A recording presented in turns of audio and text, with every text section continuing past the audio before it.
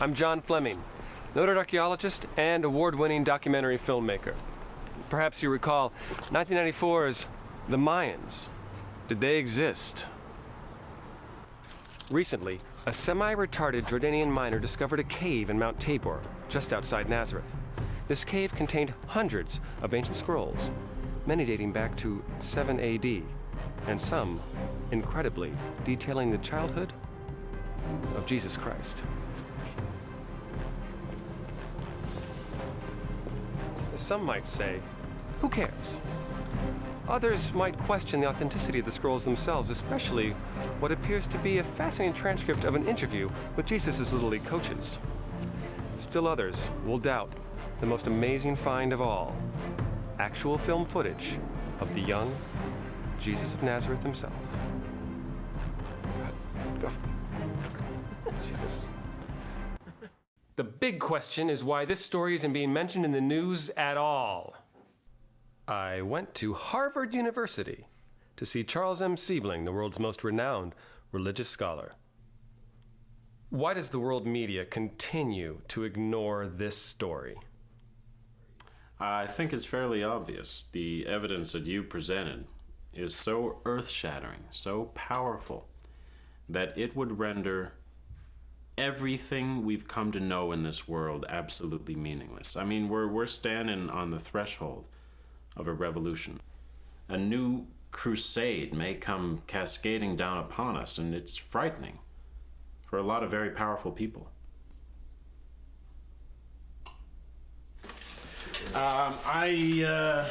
If you'll excuse me, I got a lot of offices to get to.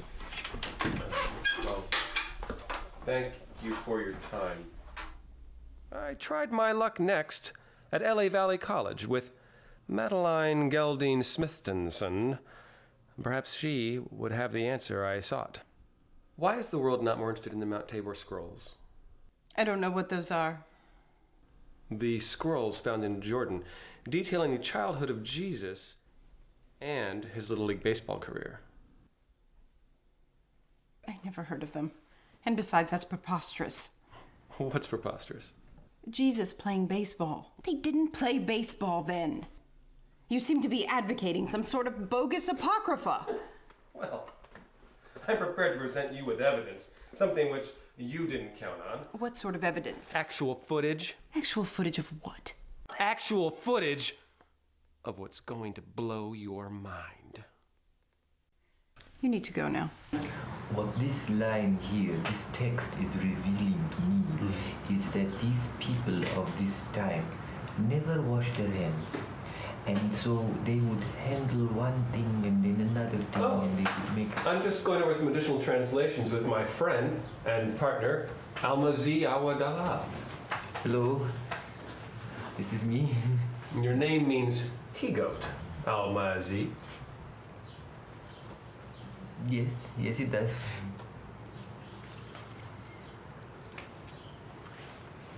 These,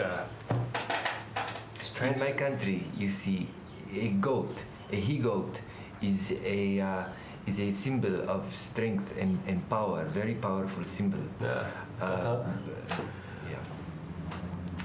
But here it's not. It's not. Here a goat is a garbage-eating buffoon in the animal kingdom.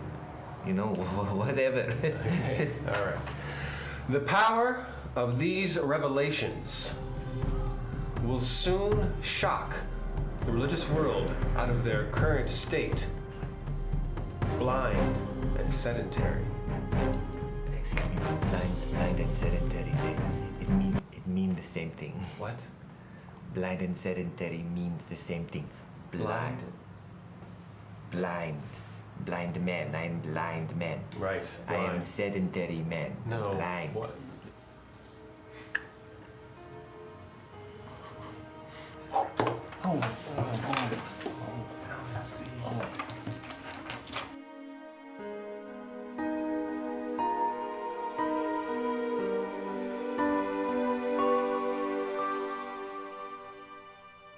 It was a time of great anxiety and uncertainty, and tension was heavy in the land. But spring brought forth a time of newness, and the scent of competition was in the air, and young Jesus, like all other good Hebrew boys, tried out for his local Little League team. His coaches recall their first meeting. He was just a little tyke, No. but what he didn't have in stature, he made up in knowledge. And talent. Very much. The kid had talent. Very much talent. And leadership abilities. Everybody knew it right away. The moment, first day, walks in, and who's going to be team captain? Jesus Christ. We were frankly in a slump. One Yes. season and then another season and another season. We were on a roll of being in a slump. Being not very good. So the virgin birth it's and no the one's three business. kings That's and no the one's angels business. that we'd heard. We knew Right. who he was. And you thought it was overhyped. I thought it was. I did not expect what we got. I did not expect. This kid was the real deal. How I basically translate things is I look at the words and I write down what I think it means. And then I maybe write down some other things that I think it may mean. It's a lot like multiple choice. I never pick all of the above. Jesus was immediately inserted into the starting lineup, playing center field and batting cleanup. The outfield was rounded out by Judas in left, and in right field Thomas, who doubted they would ever win a game. Jesus batted 1,000 that year. Well, he always batted 1,000. No, he always wanted to sacrifice, and I said, Jesus Christ, just hit the damn ball. He could hit anything. Yeah, he could. There was not a ball he could not No, hit at a no. pitch. A curveball, Slow balls, a fast slow balls, ball, a matzo fast balls. If you threw one at him, he'd hit it. Right? Philistine Phillies, Yeah, I long remember. time bitter rival. Very, very bitter rivals. Of ours. And they wanted to throw all the rules out. And They were bitter because of the Goliath Get thing. over it. Get over it. And then they started throwing the beanballs. And it it's like was- the you prospect. shouldn't. They're children. It's a children. It's a They should children's not game, be playing played by so- children's rules. And there's no water in the water cooler. And I had to take a pill. I And had there was some, nothing. I had And diverticulitis I at the checked it time. twice. Yeah, I look checked in, I twice. check it, I look in, I check it Twice. again, and then Jesus, he says unto us, Go and check thine water cooler and thirst no more. They knew not of what he spoke, so they checked. And lo, the water cooler that once was empty now was filled. it was a miracle. It was a miracle. The water cooler was suddenly full. Boom. Yeah, full.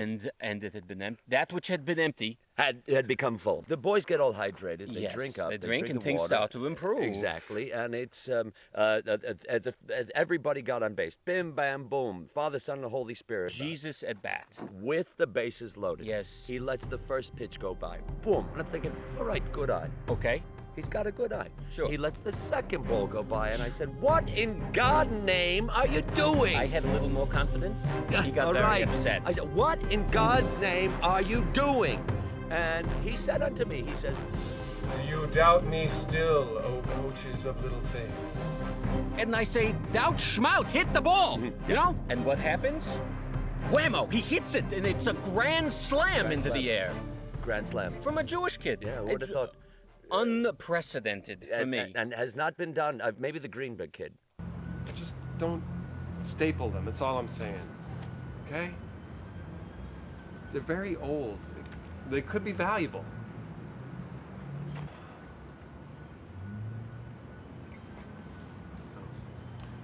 The coaches go on to say that one game, their pitcher pulled a hamstring, which was unfortunate because he was pitching a no-hitter.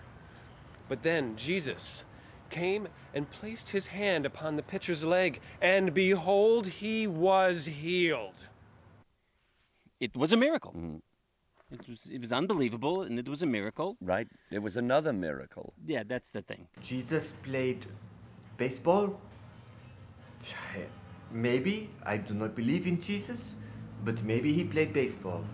After a while, you go, another miracle. All right, it was another It's a miracle, okay? And the boy with the hamstring? Right, right. He has Jesus to thank for that no-hitter. Yes, and it became sort of a tradition after that for all the players to say things like, I want to thank Jesus for helping us win the game. And after a while, it all adds up. The water cooler, the healing, the kid with the hamstring, the batting average. Yes, then the Messiah question comes into play. Which is inevitable. We start to ask ourselves, Yes, you know, it became is clear. this the one? Yes. Do we have on our team, playing for us, the Son of God? And we looked to one another, and we had the exact same thought at the exact same time. It was spiritual. Championship. Sadly, those were the final words of the ancient scrolls. It's believed the coaches were later smited by God for their championship-driven lust. And Jesus, well, he found more important work to do. Faith is an elusive thing. Seeing is believing. In this day and age, you cannot believe what you cannot see. They say baseball wasn't played in the time of the pre-teen Christ. Well, the film says different. They say they didn't have film or Super 8 cameras in the 15 AD. Well, they also didn't believe a man could walk on water. Or he could turn a few fishes and loaves into, you know, a lot of fishes and loaves. Some people just don't have faith. Some people are just dicks.